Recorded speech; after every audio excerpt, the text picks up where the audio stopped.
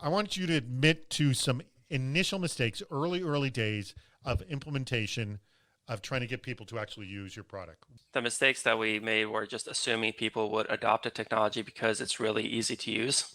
You would think that if you make something easier, people are likely to adopt it very quickly. But with something like passwordless in particular, like when we started talking to people, especially older adults, and trying to get them to use the product, they're like, there's not a password. That means it's not secure. I'm not using it.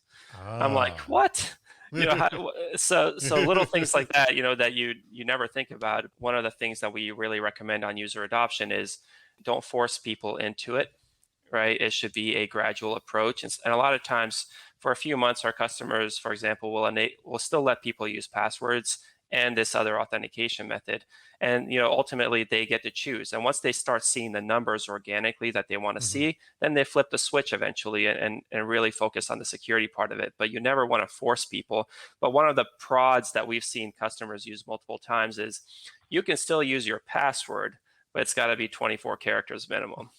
Just make it like what you say, make it as painful as possible.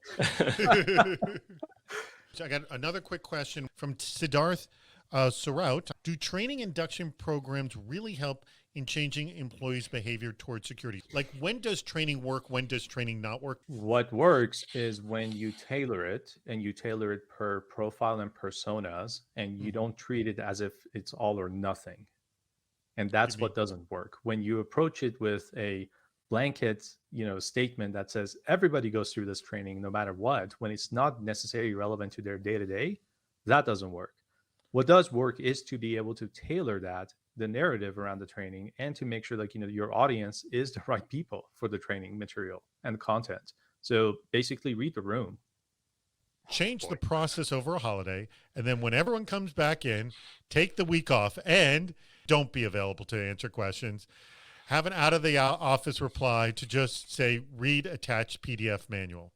All right, why do you want to do this? You want to test out the team's reactiveness to understand how quickly they can adopt. That is a perfect answer. Bojan, why do you want to do this? It's a great way to test who can sink or swim, who can figure stuff out, who can at your company. And the bottom 20%, you just get rid of them. I hate myself for this. Talk to your people, learn what makes them tick, make it fun for them. Find ways to engage them in their curiosities ultimately about products. Find champions who are eager to adopt new tech and get them to really champion it and run with it and help you ultimately. And just be honest, be empathetic, over communicate. People finally start hearing you when you're sick and tired of saying it. So just keep doing that. Never give up, never surrender. Optimism in security is actually one of the shortcomings. Optimism is like a hang up, but also the best trait and value that we have in security. So yeah, always be tenacious. Make sure that, to Bojan's point, you talk to your customers, and they are, after all, your customers. Don't ever forget that in security, you are not the military.